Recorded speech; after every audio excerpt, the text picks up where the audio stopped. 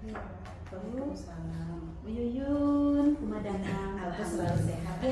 Insya Allah. Alhamdulillah, memang kita bertemu lagi tidak terasa 1 bulan ya. Lalu kita juga sudah di PI 5, mudah-mudahan tinggal 1 kali lagi pendampingan. Di penghujung dulu. Kita semua sehat. Amin, amin. Tetap termotivasi, tetap Amin. semangat untuk menyelesaikan tagihan-tagihan terakhir begitu ya, dan kita bertemu 1 bulan lagi sudah selesai. Amin. Baik, Bu Yuyun, pertama pendampingan saat ini adalah Ibu ingin membersamai dialog proses coaching Bu Yuyun, proses coaching rekan sejawat. Tentunya sudah dipersiapkan segala sesuatunya ya, tadi dari LPP, lalu praobservasi, bahkan observasi proses sudah dilaksanakan. Nanti Ibu ingin melihat bagaimana proses pasca observasi. Selanjutnya Ibu juga ingin tahu bagaimana proses pembelajaran yang dilaksanakan secara daring selama 1 bulan kemarin seperti apa?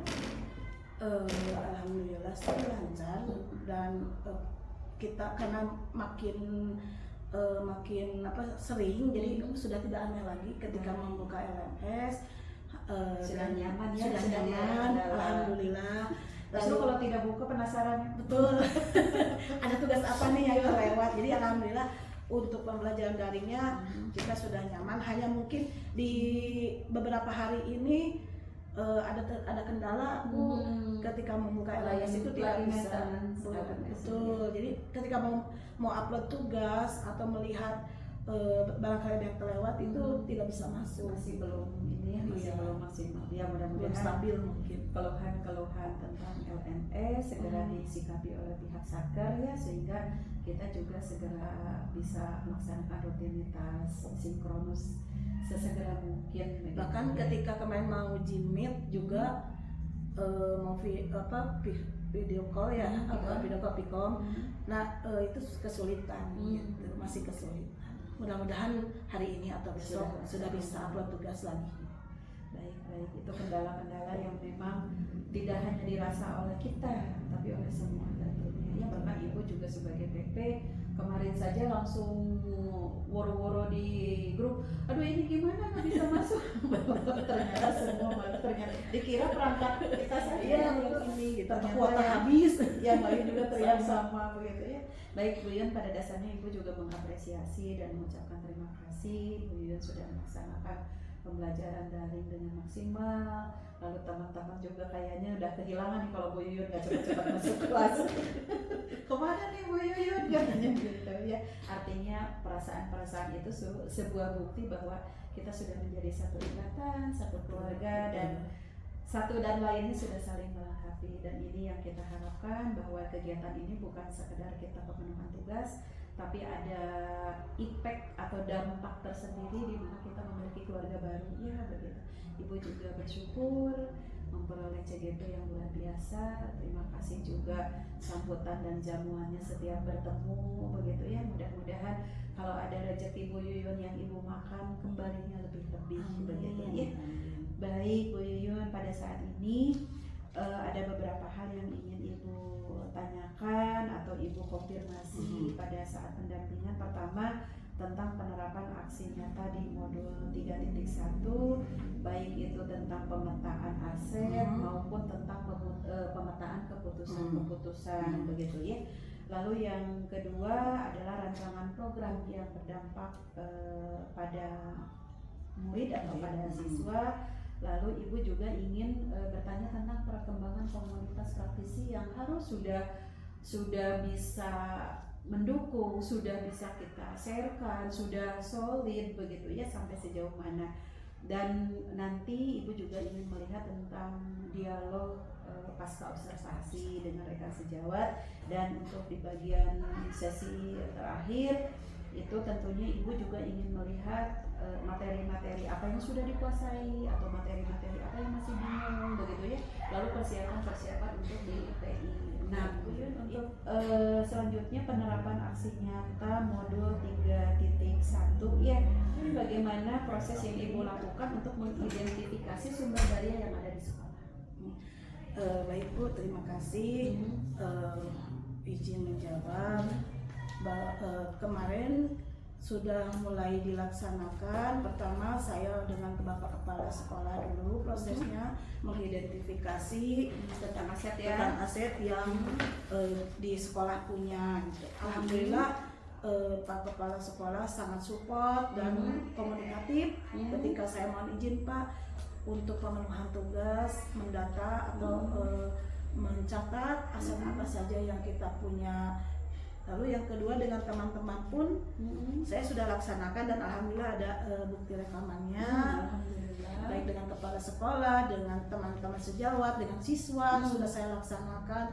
Lalu dengan tokoh masyarakat yang ada, tinggal dengan orang tua juga baru sedikit. Perasaan apa manakala kita sukses mengidentifikasi aset-aset yang ada di sekolah? Di awal saya sempat ragunya seperti ini, apakah narasumbernya bersedia, itu kan kesediaan narasumber untuk meluangkan waktunya ketika lumayan waktu untuk berkumpulnya. Ternyata alhamdulillah di sekolah kami, di sekolah saya itu baik Bapak Kepala, rekan sejawat, siswa ataupun tokoh masyarakatnya sangat mendukung untuk kemajuan sekolah. Jadi ini dari rekan sejawat untuk bukti aset-aset apa saja yang kita punya, karena sebelumnya ada paparan dulu bahwa kita aset itu terbagi 7. Betul. Nah ini seperti rinciannya itu sudah, kalau Bapak Kepala Sekolah sudah berupa rekaman dan mereka pun sangat senang gitu ketika kita mengidentifikasi ini. Baik, luar biasa sekali. Kira-kira kendala atau kesulitan-kesulitan apa atau tantangan-tantangan apa yang dihadapi saat kita mengidentifikasi? Selain tadi keraguan, begitu ya, kekhawatiran begitu. Tantangannya mungkin untuk menyamakan butuh waktu, menyamakan hasil dari, kan itu terpisah ya Bu ya, mulai dari kepala sekolah, rekan sejawat itu terpisah pemetaannya, tapi rata-rata sih sama, hanya untuk menyamakan persepsi. Nah itu tantangannya, butuh waktu, butuh kesempatan, lalu butuh ya ada kesempatan untuk mengumpulkan semuanya yang ada di sekolah. Butuh waktu juga ya. Waktu, betul. Oke, selanjutnya pertimbangan apa untuk menentukan atau mengidentifikasi aset? Pertimbangannya kekuatan sekolah, prestasi anak, lalu ketersediaan sarana prasarana, lalu lingkungan juga, lalu SDM pastinya yang sudah otomatis ya betul. Untuk aspek kolaborasi, alhamdulillah sudah dan tentunya mendukung ya kalau di betul, SMP betul. 1 Cisarua ini. Masya Allah, alhamdulillah. Ada tidak aset-aset yang sudah kita identifikasi tersebut ternyata masih belum bisa mendukung tentang proses pembelajaran atau keberlangsungan sekolah? Yaitu ya termasuk hambatan infokus, seperti sarana infokus itu masih terbatas jumlahnya. Berarti Sampras ya masih terbatas. ada kendala. Memadai tapi karena hanya beberapa, jadi kadang ketika kita mau pakai dipakai guru lain juga. Sekolah ini 30. Itu untuk infokus ada berapa? Ada 7. Di tiap kelas ada? Tidak ada. Oke. Cuman untuk ininya mungkin ada ruang multimedia, ada solusinya. Tapi tetap saja untuk movingnya agak sedikit berat juga ya. Untuk ada ruang komputer juga ada. Itu memang salah satu. Atau solusinya juga seperti di ruang lab IPA itu ada layar yang bantuan yang bisa digunakan. Sekarang kita lanjut kepada refleksi proses pengambilan keputusan. Nah, dari pemetaan yang dilakukan itu, apakah mempengaruhi proses pengambilan keputusan? Dari pemetaan sumber daya. Sepertinya iya, karena pengambilan keputusan kan pasti dilihat dulu kekuatan apa yang kita punya, lalu seperti visi sekolah ini memang belum berubah, dan itu memang ditekankannya kalau yang lalu itu ke lingkungan, karena kita waktu itu mengejar sekolah adiwiyata. Nah sedangkan untuk sekarang itu mau ada perubahan, kita harus terfokus kepada siswa. Nah pasti itu kan ke suatu kebijakan juga. Alhamdulillah Mana ada harus pemetaan, diprioritaskan atau apakah itu digiring ke sana? betul ya. Mungkin ada waktu saya sudah bicara dengan Bapak Kepala Sekolah, ya siap nanti mungkin di tahun ajaran baru kita mulai untuk apa yang Bu Yuyun pelajari itu kita list apa yang bisa diimplementasikan di sekolah gitu. Ya itu barangkali tetap saja bahwa hasil pemetaan itu pasti mempengaruhi keputusan. Pasti ya. mempengaruhi. Nah, menurut Bu Yuyun kira-kira aspek apa yang perlu dikembangkan atau perlu dievaluasi dari keputusan-keputusan yang sudah digulirkan ya? Aspek sarana prasarana juga ya, kalau memang misalnya sekarang kita orientasi ke Sapras, ya. Nah kebijakan Karena untuk apa yang harus mendukung dievaluasi begitu ya? Penambahan media pembelajaran gitu. Lalu program-program yang bisa memberikan dampak positif kepada siswa. Contohnya sekarang itu karena pandemi, jadi karakter siswa masih tidak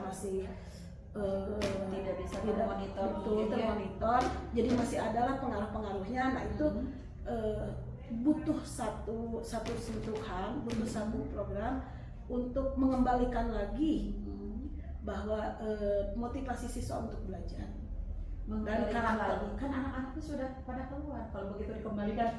Yang kelas 7, yang kelas 8 belum. Masih 1 tahun. Kelas 7 naik ke kelas 8. Jadi betul ya, energinya tetap harus ada. Iya.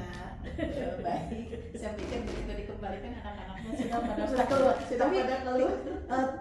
Betul juga Bu, kalaupun sudah keluar kan supaya tidak membawa nama sekolah. Citra buruk. Betul. Kira-kira menurut Ibu hal-hal apa untuk mendukung keberhasilan atau keputusan yang sudah diambil untuk mendukung keberhasilan? Kerjasama, kolaborasi.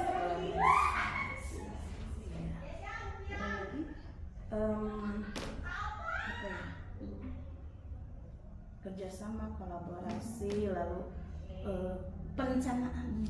Jelas itu ya, perencanaan dan tentunya pelaksanaan. Tidak hanya merencanakan. Oke, baik. Sekarang Bu Yuyun bisa bercerita paling sedikit 1-2 menit pengalaman Bu Yuyun yang berkaitan dengan dilema etika. Bagaimana keputusan yang diambil tapi berkaitan dengan dilema etika. Banget deh.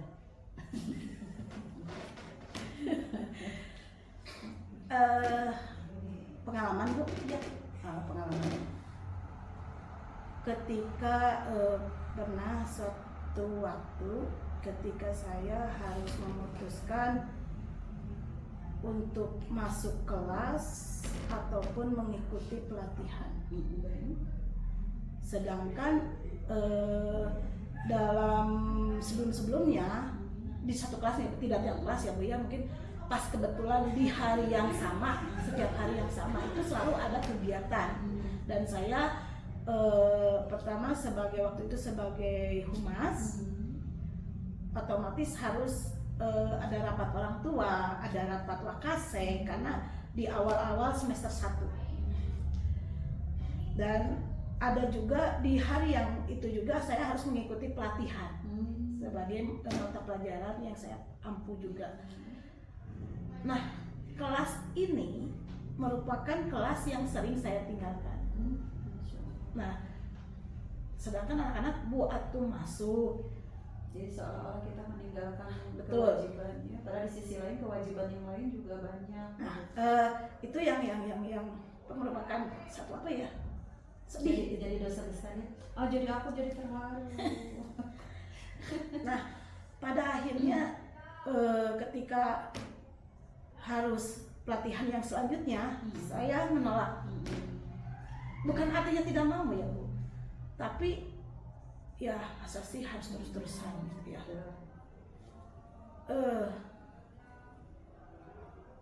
Alhamdulillah sih anak-anaknya ketika anak-anak merindukan kita ya. Sedih juga ya. Ketika Bu, saya kamu Tentu. kapan Ibu masuk kelas kembali? Itu merupakan apa ya? Ketika saya harus, nih tuntutannya harus saya memimpin apa? Saya harus mengikuti pelatihan, ditunjuk dari dinas, itu tidak bisa menolak. Tapi di sisi lain ada anak-anak yang harus dikorbankan. Sampai Bu, gini deh Bu, tukaran waktu. Kami mau ngomong sama mata pelajaran lain yang memang sudah selesai untuk Ibu masuk. Karena Ini solusinya, ini juga ya solusinya bisa diketemukan juga ya Bu ya. Ya memang itu yang sudah tertangkap inti dari dilema etika yang bisa Bu Yuyun sampaikan, bahwa di satu sisi ada kewajiban yang memang harus dijalankan sebagai konsekuensi kita dengan jabatan kita. Di satu sisi profesionalisme kita juga dituntut. Bagaimana kita berhadapan dengan siswa. Ya mudah-mudahan ke depan bahwa hal itu tidak terjadi, kita juga bisa meminimalisir bahwa hak anak untuk mendapat pembelajaran yang menyenangkan dari kita tetap bisa kita layani. Atau mungkin kalau memang misalnya kita masih berbenturan, ada solusi lain. Contohnya kita bisa mengambil jam tambahan. itu munculnya dari anak-anak. Betul. Ketika itu satu gimana deh, kalian kan tahu Ibu bukan bolos, tapi Ibu ada di sekolah. Betul. Kalian lihat Ibu, ya Bu, Ibu mah rapat wae. Ibu mah rapat wae ya. Kira-kira nih kalian rugi tidak? Kalian merasa rugi atau tidak? Rugi Bu, pelajaran Ibu menyenangkan, kadang tidak terasa waktu. Cuman saya takut kalau Ibu sudah mulai serius. Bukan takut mungkin ya, jadi kan harus ada waktunya. Iya Bu, akhirnya terus gimana yang baiknya? Kalau tugas kan pasti Ibu kasih kalian kerjakan Bu. Terus gimana caranya supaya Ibu bisa menjelaskan materi yang Ibu berikan walaupun waktu ini Bu, kan pelajaran ini kalau nggak ada Ibu masuk kapan saja. Ketika Ibu guru yang pelajaran lain tidak ada, Ibu ada di sekolah, lalu Ibu tidak ada jam. Kalau Ibu mau masuk, kami menerima. Itu anak yang soleh ya. Ya mungkin tidak semua kelas itu ya. Tapi kan alhamdulillah artinya dibuka lebar kesempatan di mana kita bisa menambah jam. Nah pada akhirnya karena anaknya sendiri rela, dan itu adalah usul dari anak-anak Biasanya sendiri. anak-anak itu senang kalau nggak ada guru. Betul, itu juga saya biasa nanya, Bu, datu Ibu mah kalau ngajarnya resep cina gitu. Alasan anak seperti itu. Jadi kangen aja kita ketawa-ketawa sama Ibu. Baik, Bu Yuyun, dari pengambilan keputusan yang diambil, apakah itu sudah sesuai dengan pembelajaran modul 3.1? Dari berbagai proses pengambilan keputusan ya. Kalau menurut itu prioritas ya. Prioritasnya kita harus mengajar. Jadi sebetulnya masih keputusannya ya ada di sisi lain. Saya sudah betul mengambil keputusan seperti ini. Tapi sisi lain ya tetap aja ada kebimbangan juga.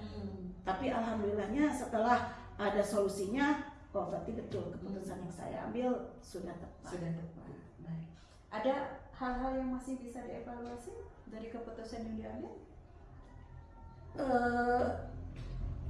hal-hal yang bisa dievaluasi dari keputusan-keputusan yang diambil ya. ya yang diambil ya, bukan harus Bukan yang akan yang diputuskan, diputuskan. tapi dari beberapa proses keputusan yang pernah diambil, apakah ada hal-hal yang harus dievaluasi atau yang sampai saat ini hal itu nyaman-nyaman saja dan tidak menjadi keluhan begitu kan?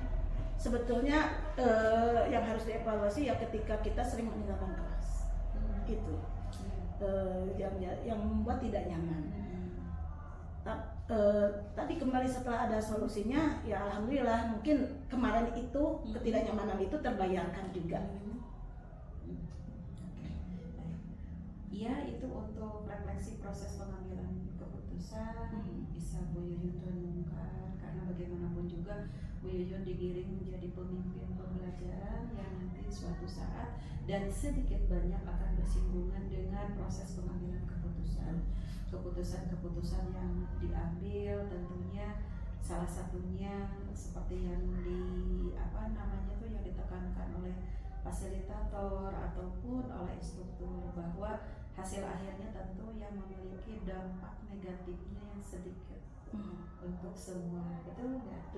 Begitu ya, walaupun kita misalnya berbasis kebijakan, berbasis rasa adil, begitu ya, tapi tentu kita lebih memiliki sikap supaya keputusan diambil itu memiliki dampak negatif yang paling minimal. Betul ya, betul. Itu barangkali itu yang harus kita pegang manakala kita menjadi pemimpin dan pembuat kebijakan. Selanjutnya Bu Yuyun, kita menginjak ke rancangan program yang berdampak pada murid, di mana di sini tentu Bu Yuyun sudah merancang tentang program sekolah yang berdampak pada murid, karena salah satu tugas sebagai pemimpin sekolah juga harus merancang program sekolah ya. Nah, ini sudah dibuat? Sudah. Oke, baik. Bentuknya seperti apa? Bentuk itu satu kegiatan, merupakan satu kegiatan yang dinamakan pepeling. Iya, apa itu? Pepeling itu kalau dalam bahasa Sunda mengingatkan nasihat, iya. Lalu dalam satu program itu, karena sekolah kita sekolah adiwiyata juga melatarkan seperti itu, nah akhirnya terpikirkan untuk membuat satu program yang dinamakan pepeling. Pepeling itu sendiri terdiri dari untuk lingkungannya sendiri, untuk siswanya sendiri, untuk seluruh warga sekolah. Pepeling itu ada singkatan khusus? Tidak ada. Ada. Pelajar peduli lingkungan. Pelajar peduli lingkungan. Keren juga ya. Ini original ya, pelajar peduli lingkungan. Berarti kaitannya dengan sekolah adiwiyata ya. Betul. Dukungan seperti apa saat Ibu meluncurkan program ini? Dukungannya mungkin di awalnya itu sosialisasi dulu dengan tim adiwiyata, berdiskusi dengan tim adiwiyata, lalu kami menghadap ke kepala sekolah, lalu alhamdulillah mendukung dan terutama karena hal ini juga bisa berdampak positif kepada murid. Menumbuhkan karakter mandiri, tanggung jawab, cinta kebersihan, lalu rasa peduli, toleransi. Ada tantangan pada saat mengaplikasikannya? Tantangannya pertama mungkin butuh waktu dari seluruh guru untuk memantau kegiatan. Itu butuh waktu banyak. Ya, butuh waktu banyak. Lalu kesadaran dari terutama guru-guru, ya berarti kerelaan betul. Kalau siswa kan kadang gimana yang mendampingi ya, ini di sini bukan kerelaan siswa tapi kita sebagai yang mendampingi ya, untuk mendampingi atau untuk membimbing gitu kan. Apalagi di sini berbasis anggaran atau tidak berbasis anggaran? Ada yang berbasis anggaran dan ada yang tidak. Untuk yang pepeling ini? Nah, jadi programnya itu seperti ini. Yang pertama untuk lingkungan sendiri ini sudah saya buat Ini penamaan programnya Preparing Pelajar Peduli Lingkungan. Suatu program yang dapat menumbuhkan sikap disiplin, toleransi, kerja keras, kreatif, peduli lingkungan dan mandiri. Itu lalu target pelaksanaannya dilaksanakan oleh seluruh siswa kelas 7, 8, dan 9 dan dimonitoring juga oleh Bapak dan Ibu guru serta didukung atau dibantu oleh warga sekolah. Jadi memang untuk dari, oleh, dan untuk. Karakteristik lingkungan kan ada 7 ya. Betul. Sebetulnya ketujuh karakteristik itu udah masuk gitu. Tapi dipilah menjadi 3. Siap. Lalu ini tujuannya pertama meningkatkan cinta dan kepedulian terhadap lingkungan, membina kebersamaan dan gotong royong, menanamkan rasa tanggung jawab, lalu memupuk kedisiplinan atau kreativitas, mandiri, prestasi, lalu menanamkan toleransi. Jadi melalui program ini dapat mengingatkan murid untuk peduli terhadap lingkungan, dimulai dari hal kecil seperti membuang sampah, memilah sampah gitu, lalu kebersihan kelas, lalu kebersihan lingkungan. Jadi terus mulai dari sampah yang kecil itu yang diawali dari itu, lalu sekitarnya, lingkungannya, kelas, lalu memilah sampahnya, lalu terakhir ke sekolah dan lingkungan sekitar sekolah itu. Dalam Preparing itu sendiri selain kebersihan, menjaga lingkungan, di sini memanfaatkan barang bekas. Kalau anak merasa dia ikut kontribusi, biasanya akan lebih merasa bertanggung jawab untuk memelihara.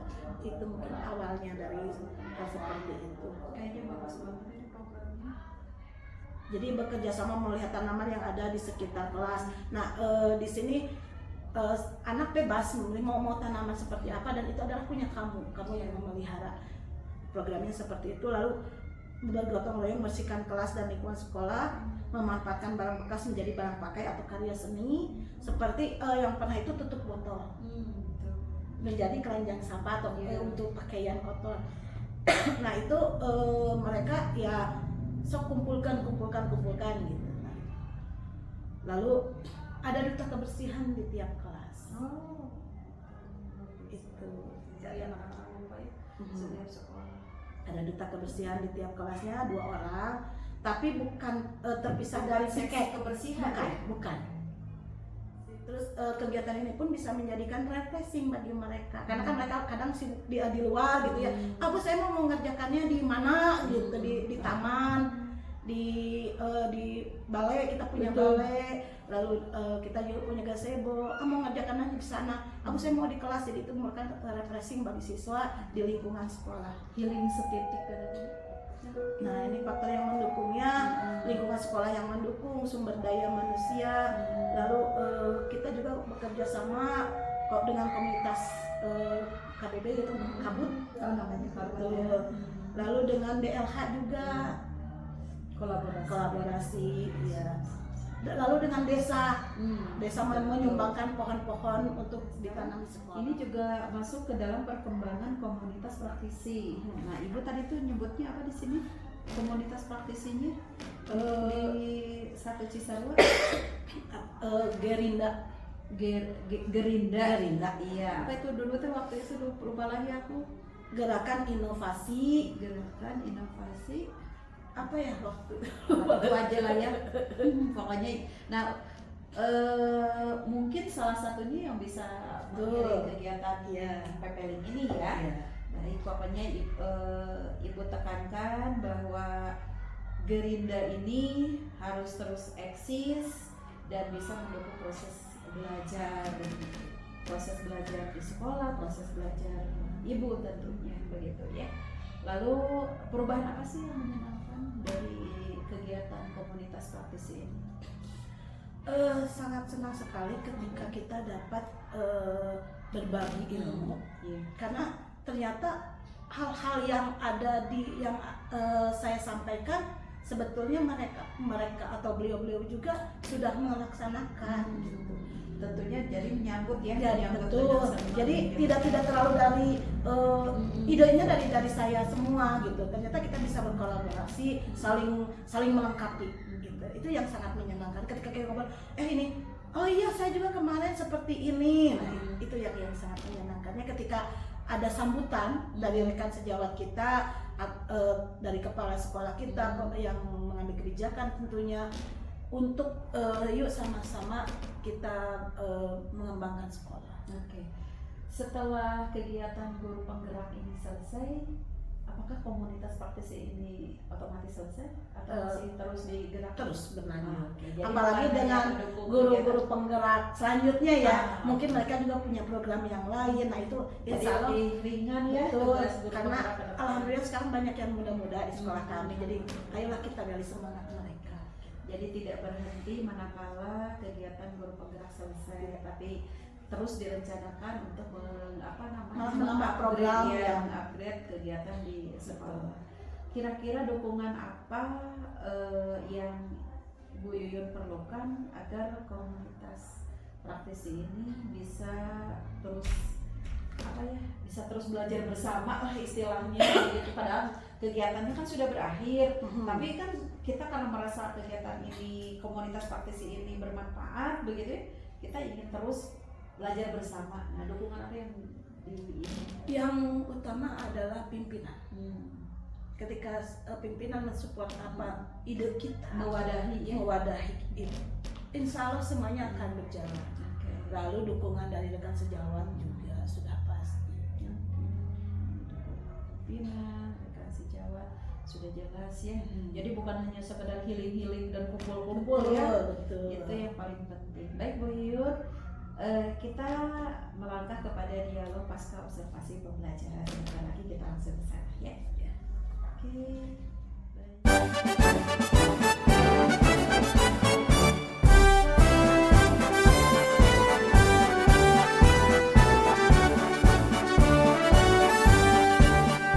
Bulatkan tekad, kuatkan hati, negeri ini memanggilmu kawan. Belajar bergerak berbagi untuk negeri, guru penggerak majukan pendidikan. Guru penggerak menghamba pada murid, kreatif rancang pembelajaran. Hargai potensi, tingkatkan prestasi, lahirkan profil pelajar Pancasila. Bismillahirrahmanirrahim. Selamat berjumpa Ibu Yuyun yang luar biasa, Pak Asep juga, terima kasih. Pak Asep juga sudah sudah diobservasi oleh Bu Yuyun di kelas.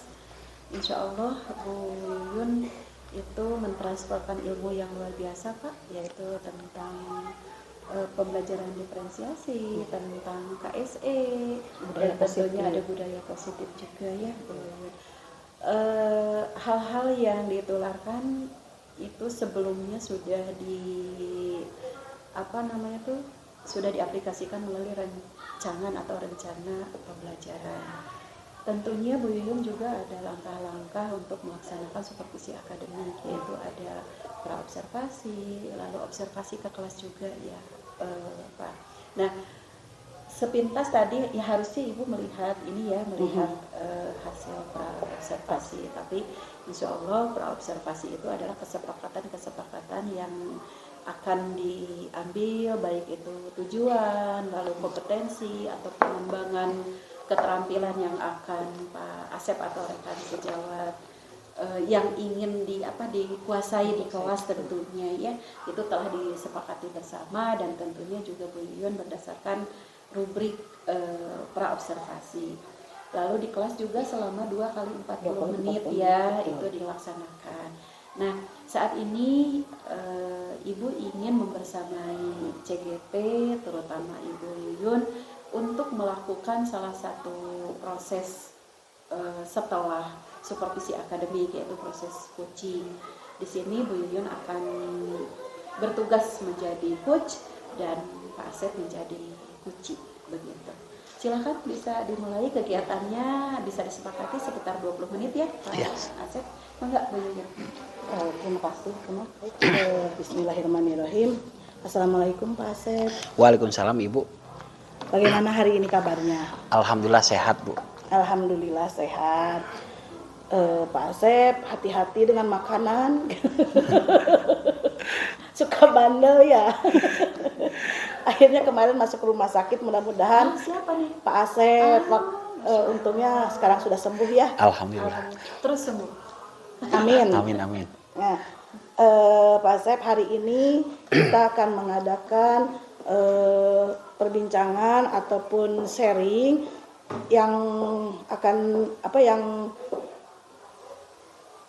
yang sudah kita laksanakan kemarin tentang yang sudah kita laksanakan supervisi akademik ya Pak Asep. Waktu minggu kemarin ya kita laksanakan, Iya. Saya turut serta di dalam kelasnya Pak Asep walaupun berbeda mata pelajaran yang pada saat itu bukan ke konten ya, tapi mungkin ingin melihat bagaimana pembelajaran prosesnya yang dilaksanakan oleh Pak Asep. Nah, kita mulai saja Pak Asep. Di awal kita sudah melakukan pra-observasi kelas. Nah, waktu itu, lalu sekarang apa yang Pak Asep rasakan setelah melaksanakan pembelajaran yang terintegrasi dengan KSE, budaya positif, dan diferensiasinya. Sebelumnya saya ucapkan terima kasih Ibu. Mungkin pada saat itu saya merasa bangga, khususnya untuk diri sendiri. Saya kenal dapat ilmu yang mungkin bukan ilmu yang baru ya, ilmu yang sering dilaksanakan, hanya mungkin tidak secara sadar saya sudah melakukan apa yang disebut dengan budaya positif itu ya, hanya mungkin tidak tertuliskan gitu ya. Yang selanjutnya saya sangat senang sekali ketika Ibu mempersulit saya, karena saya dapat pengetahuan di mana anak itu atau murid itu menjadi sangat antusias belajarnya dan merasa dihargai. Karena saya di dalam matematika itu adalah pelajaran yang cukup sulit, tapi ketika saya coba dengan apa yang Ibu sampaikan, ilmu yang diberikan, ternyata anak itu merasa enjoy belajar matematika. Itu mungkin yang saya rasakan. Artinya ilmunya sangat bermanfaat sekali, dan mudah-mudahan murid kita atau siswa kita, khususnya yang diajar oleh saya, mungkin lebih baik lagi cara belajarnya. Artinya itu saja mungkin Bu. Nah, teknik apa yang misalkan ini nih yang baru bagi saya nih untuk penerapannya dalam pembelajaran apa coba? Itunya diferensialnya dengan emosionalnya. Emosional. Jadi biasanya itu saya sering belajar itu anak itu mungkin dalam waktu itu ada yang ini bekerja, ada yang kenapa ini. Ternyata setelah saya gali apa yang disampaikan itu bermanfaat sekali. Ternyata anak perlu beristirahat dalam sewaktu walaupun tidak lama itu, tapi kita memberikan satu pemahaman bahwa belajar itu harus menyenangkan. Salah satunya tadi dengan emosional kan anak-anak berbeda-beda. Makanya pas kemarin itu ketika dikasih game sebentar, anak yang kedua yang tadinya ngantuk atau apa semangat lagi. Nah itu. Ya, alhamdulillah ya, apa yang saya sampaikan walaupun tidak serinci dari yang saya dapatkan karena mungkin saya juga belum terlalu paham juga. Tapi alhamdulillah ada hal-hal positif yang dapat diambil. Nah, lalu apa sih hambatan-hambatan yang dirasakan oleh Pak Asep dalam proses pembelajaran? Hambatannya mungkin pada diri saya sendiri juga. Mungkin saya harus bisa menguasai satu kelas itu kan beda-beda Bu, beda-beda karakter dan sikap kan itu, dan dipadukan dalam satu intinya satu pembelajaran yang positif gitu. Yang kedua hambatannya mungkin sarana pembelajaran juga kan, yang ketiga kesiapan anak juga, yang selanjutnya mungkin media pembelajaran yang saya berikan harus menarik mungkin kan gitu. Itu mungkin hambatannya. Begini ya Pak Asep, kalau dilihat dari medianya seperti menggunakan komik ya kalau tidak salah memang di situ juga strateginya seperti itu, sangat menarik. Cuman coba apa yang kurang nih, yang kira-kira menurut Pak Asep, wah coba kalau begini, coba. Kayaknya pas kemarin itu nggak pakai infokus Bu kayaknya.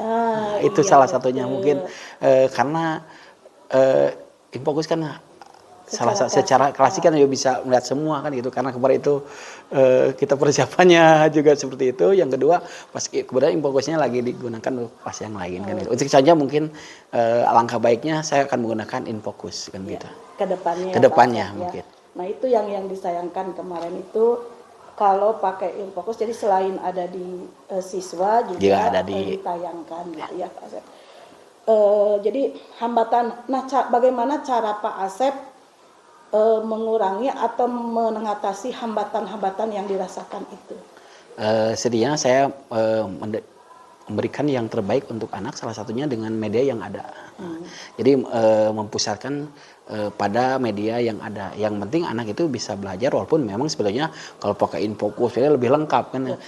Tapi untuk itu saya mencoba memberikan salah satu materinya atau LKPD-nya dengan berwarna semenarik mungkin kan gitu, dengan contoh yang nyata lah gitu.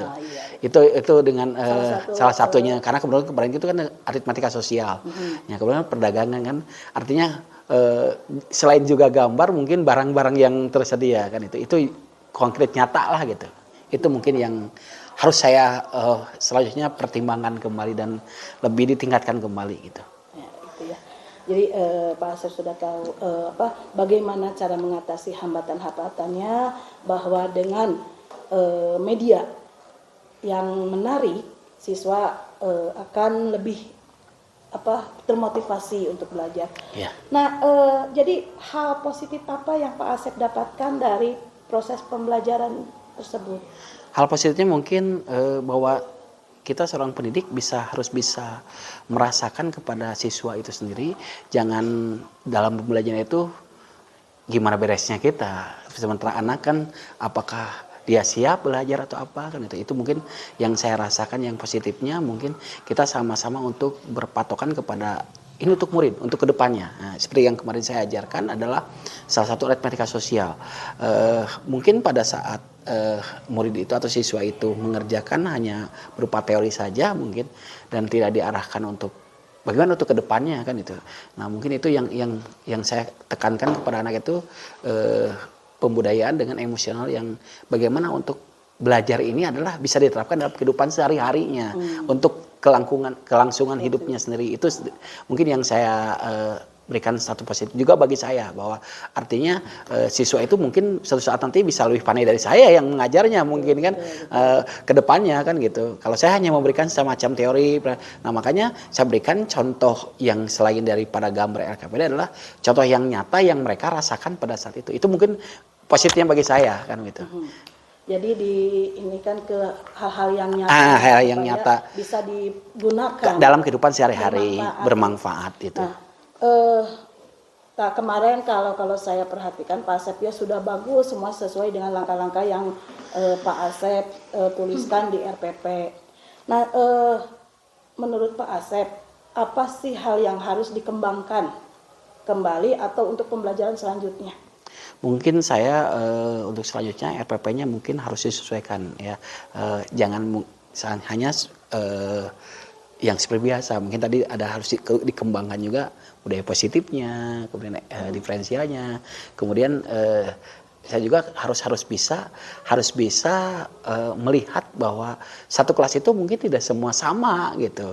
Itu yang harus saya kembangkan. Berarti pembelajarannya mungkin si kelompok ini kan saya kemarin menggunakan kelompok kan, tidak semua. Jadi biasanya anak itu kan circle Bu.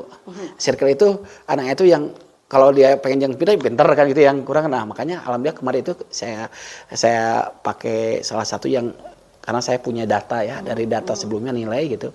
Oh ini anak nilai yang bagus, saya pisahkan. Nah ternyata dengan cara seperti itu, alhamdulillah mereka jadi tutor sebaya gitu. Jadi yang biasanya ini yang bagus, resepnya kan suka bersatu kan gitu. Mas kemarin dikali seperti itu, ternyata ilmu itu mereka akan tergali. Jadi sebetulnya yang kurang itu bukan dari hal diri sendirinya, karena mungkin faktor dorongan juga dari teman. Makanya pas kemarin saya berikan seperti itu, alhamdulillah walaupun mungkin belum sesempurna mungkin, tapi untuk kedepannya anak-anak yang saya harap itu mereka terbalik dengan situasi belajar matematika itu yang tanda merah. Alhamdulillah dengan cara seperti itu mereka itu pas ketemunya Bella itu kemarin itu, jadi mereka itu seperti kurang. Nah makanya mungkin dengan cara seperti itu ya saya harus kembangkan kembali bahwa salah satunya adalah matematika itu harus menyenangkan. Yang kedua tadi dikaitkan dengan kehidupan nyata, kehidupan sehari-hari. Jadi lebih mudah contohnya. Yang ketiga mungkin dengan budaya positif, dengan tadi budaya diferensial. Kemudian ada emosi sedikit lah sebentar, ada game sebentar. Ternyata enjoy gitu anak-anak itu. Nah yang selama ini yang saya ajarkan sebelumnya itu kadang-kadang 2 jam itu terus menjenuhkan anak-anak kadang ngantuk segala. Tapi pas kemarin itu ketika dicoba dengan pembelajaran yang ibu berikan ilmunya, ternyata anak-anak lebih senang lagi. Walaupun hasilnya ya namanya anak ya hasilnya ada yang ini, tapi alhamdulillah gitu dengan ilmu yang ibu berikan dan saya mencoba untuk mengembangkan kembali. Nah itu mungkin PR bagi saya harus kedepannya lebih baik lagi, mungkin lebih baik cara mengajar juga, cara memberikan stimulus untuk anak gitu. Itu saja mungkin Bu. Kira-kira dalam hal apa coba yang terpikirkan oleh Pak Asep supaya pembelajaran itu menyenangkan? Yang menyenangkan itu mungkin salah satunya media. Yang kedua sikap kita sendiri sebagai pengajar yang notabene kan kadang-kadang maaf ya Bu ya, sebelumnya kan guru matematika tuh kadang-kadang di mata anak-anak gitu ya. Nah saya mau coba karena saya itu resep seni Bu ya, resep seni, dan kedua matematika saya bawa orang lapangan saya. Ternyata dengan diolahnya ada game, kemudian ada permainan, ada walaupun tidak banyak waktu ya istilah-istilah, anak jadi cukup senang gitu. Tidak didoktrin bahwa Anda harus mengerjakan sekian. Jadi saya itu mampu anak yang misalkan yang bisa 2 soal, ya kerjakan 2 soal. Tapi misalkan 2 soal itu ada yang lebih mampu lagi, saya 3 soal. Jadi saya tidak memaksakan untuk satu kelas itu semua harus selesai sama, karena faktor anak kan berbeda-beda kemampuannya. Makanya pas kemarin itu, jadi sebetulnya ibu yang ibu berikan itu sering saya lakukan, hanya tidak tercatat, tidak tahu namanya apa kan gitu ya.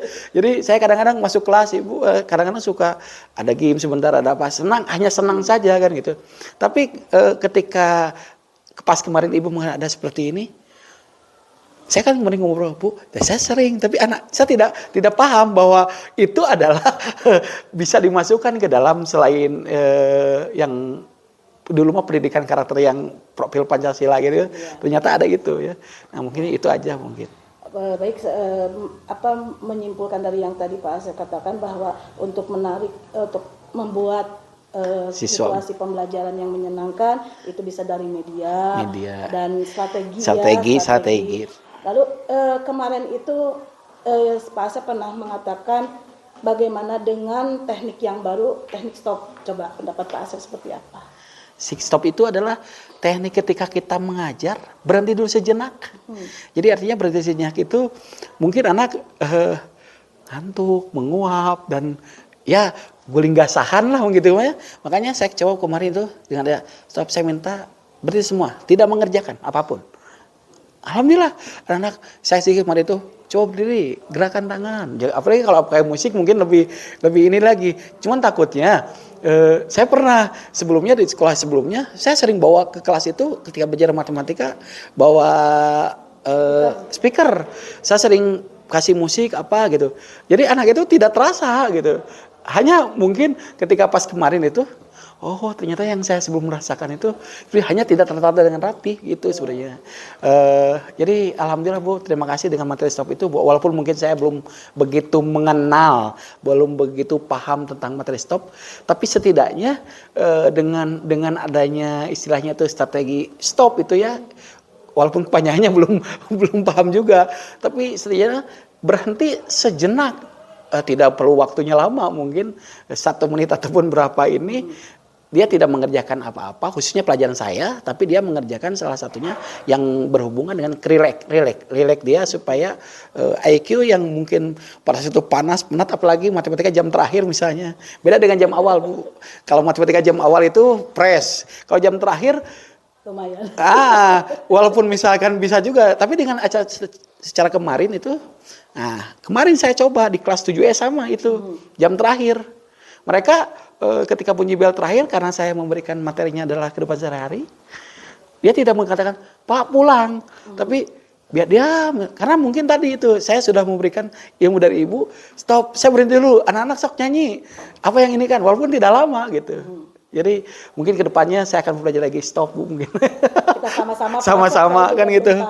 Ya. Ada ibu PT kita yang hebat, Iya. ya, sudah ini bisa kita minta Betul, lebih, betul. gitu ya.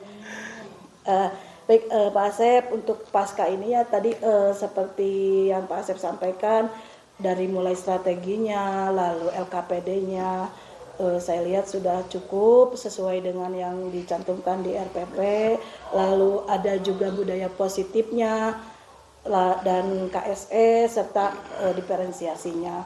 Mungkin nah yang saya penasaran nih, diferensiasinya yang mana? Diferensiasi itu kemarin itu ketika pemilihan materi kan ya. Pemilihan materi, betul. Di materi kan anak-anak mungkin ada yang cepat bisa, ada yang kurang, ada yang mungkin oh ini mah saya menjelaskan pakai tulisan di papan tulis. Ya mungkin yang visual yang bisa ini kan.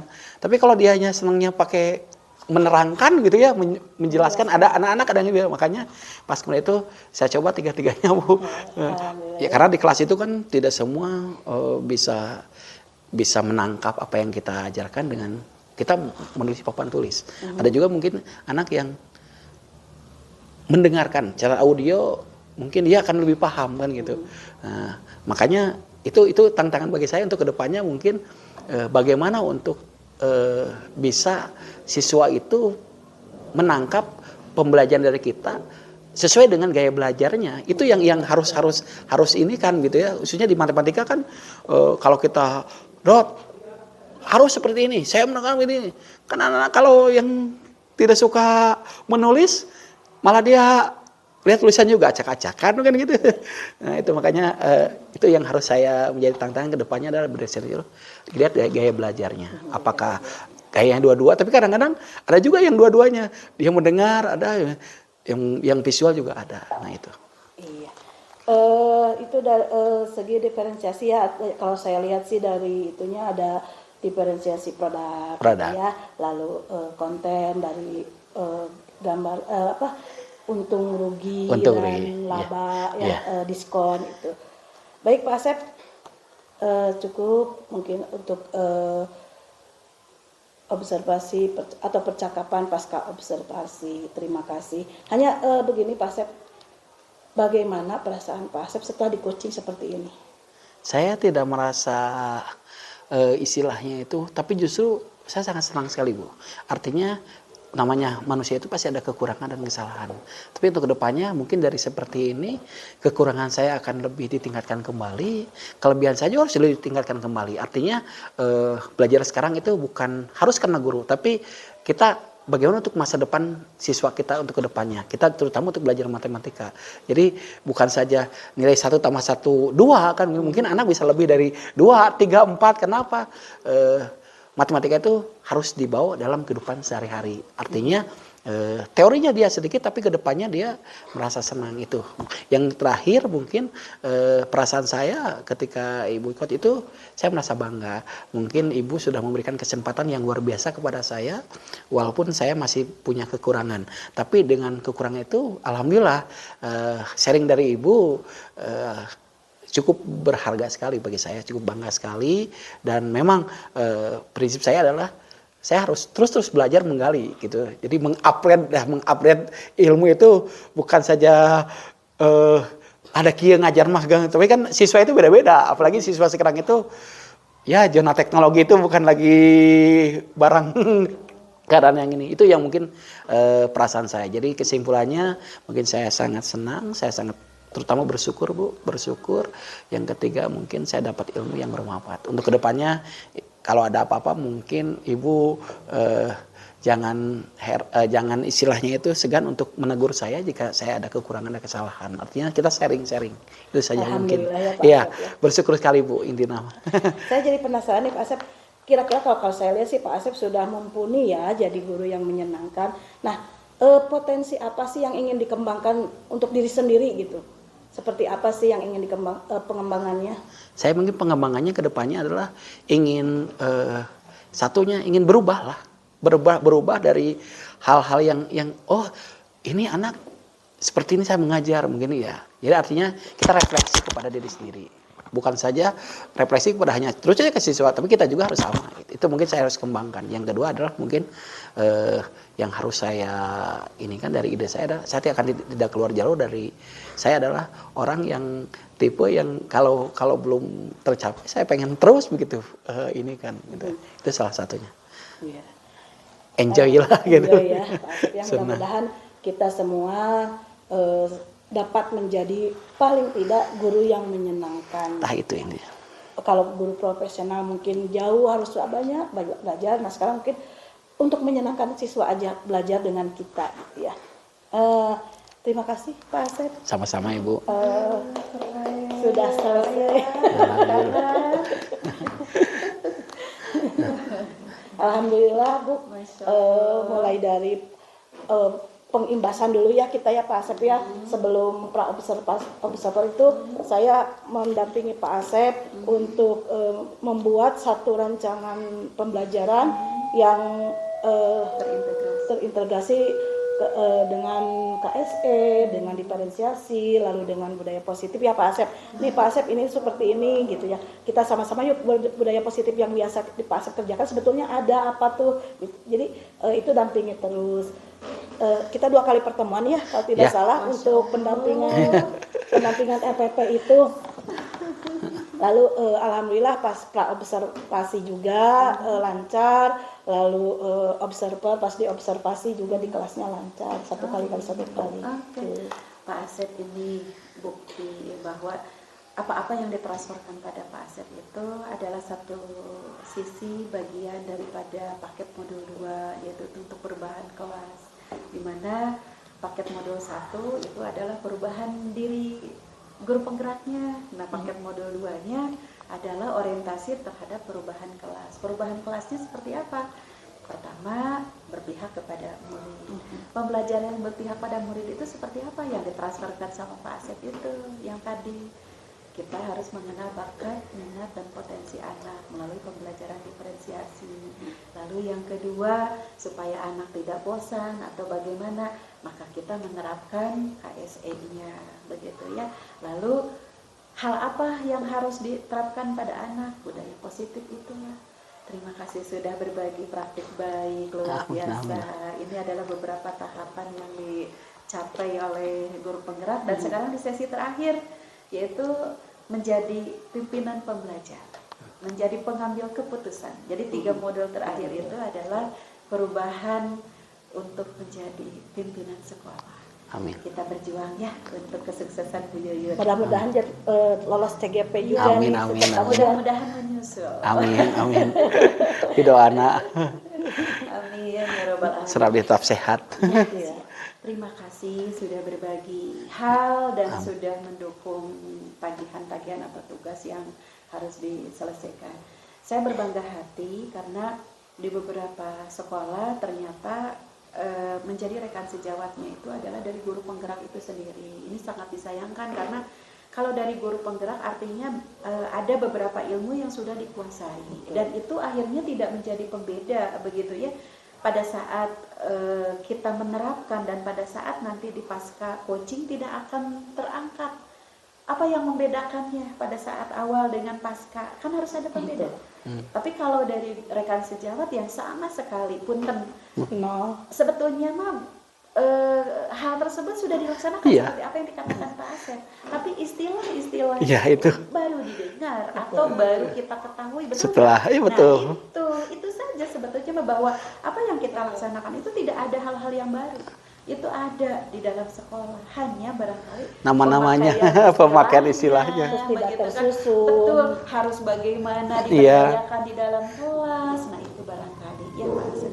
Baik Pak Asep, saya akan melanjutkan dengan Ibu Yuyun. Terima kasih. Kehadiran Pak Asep luar biasa. Amin. Terima kasih. Begitu ya Bu Yuyun.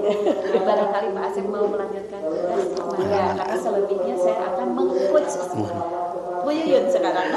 Atur nuhun Ibu ilmu na. Wah, atur nuhun. Sami-sami. Ya, sami-sami.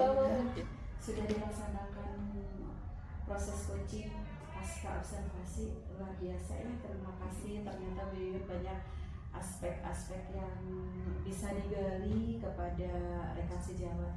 Bu Yuyun pada saat pasca observasi atau proses coaching, ada tidak temuan dari awal observasi sampai pasca observasi, temuan apa yang bisa Bu Yuyun gali dari rekan sejawat untuk melahirkan atau ada kompetensi yang memang oleh Bu Yuyun ingin dibidik begitu dari rekan sejawat?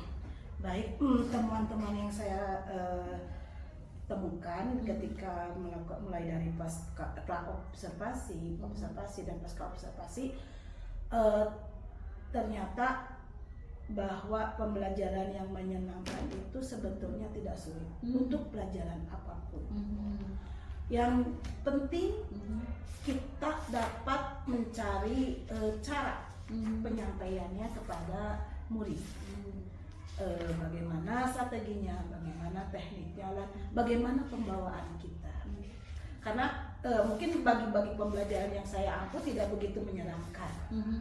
Tapi ketika pelajaran matematika biasanya anak-anak langsung mukanya berubah. Nah, di jam-jam rawat ketika saya mengamati Pak Asep memberikan pelajaran, ternyata matematika juga bisa menyenangkan.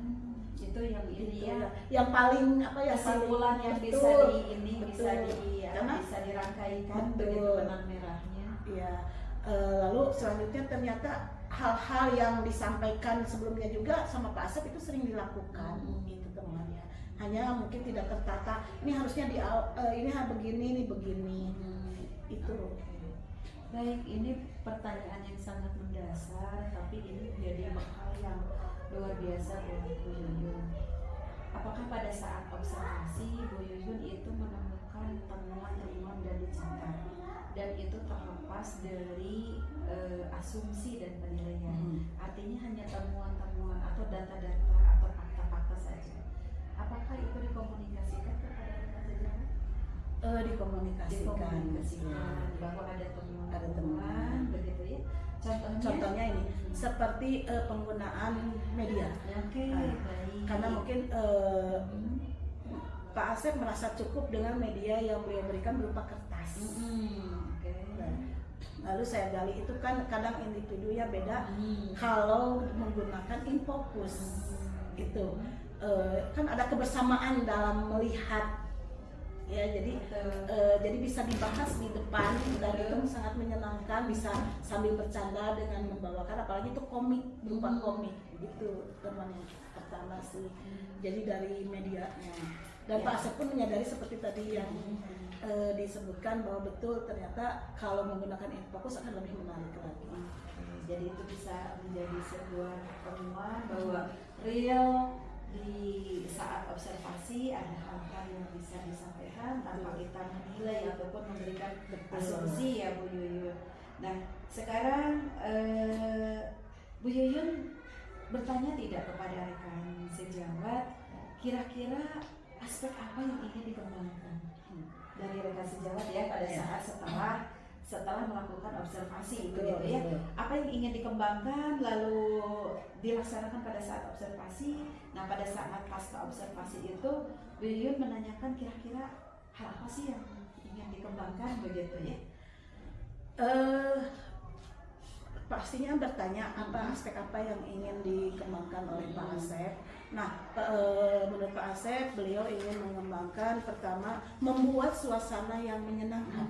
Itu ya yang tujuannya. Karena matematik itu serem betul. Gitu ya. Jadi itu yang pertama. Lalu penerapan strateginya dan metodenya apakah sudah sesuai dengan keinginan dan diferensiasinya dapat, KSM juga dapat gitu. Dan ketika pelaksanaan ternyata hal-hal yang dikembangkan oleh Pak Asep itu memang sudah dilaksanakan. Iya, pada dasarnya Bu Yun Ibu mengucapkan terima kasih tadi secara keseluruhan bahwa yang banyak berbicara itu adalah rekan sejawat dan next atau ke depan mereka sejawat juga akan memperbaiki hal-hal yang dirasa kurang pada saat pelaksanaan observasi, dan itu juga merupakan salah satu indikator ketercapaian di mana mereka sejawat merasa dirinya ada yang harus diperbaiki, salah satunya penggunaannya. Terima kasih Bu Yuyun sudah melaksanakan proses coaching dan sudah menjadi seorang coach yang bijaksana dengan prinsip coaching yang baik. Ya. Nah, Mudah-mudahan bisa lebih lagi. amin. Nah, sekarang di sesi terakhir Bu Yuyun. Nah, ini kan Bu Yuyun sudah hampir 5 bulan ya menjalani program guru penggerak ini. Materi-materi apa yang dikuasai? Dari hampir 10 modul yang 10 modul ya. yang dipelajari. Dikuasai sekali tidak, jadi masih tetap harus belajar.